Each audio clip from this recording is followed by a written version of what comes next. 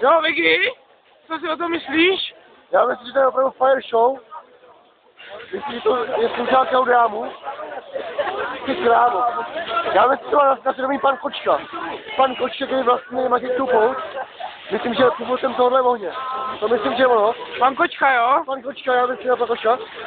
Až ty to je brutální smysl. Ne, ale fajn tam nikdo nebylo, ale... Teď bych šel tu stelu. Teď bych šel tu stelu, no.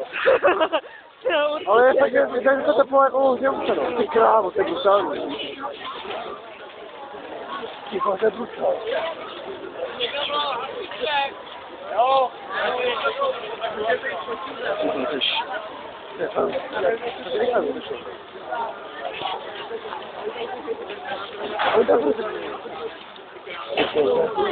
To bude hustá škoda. To bude dokončí, ne? Jo? Já s tím končí možná. Tam To bude brutální. Ale čím to začalo? Tak, ty si pitomá. Půl minutou asi. Ale čím? Co tam s tím udělali?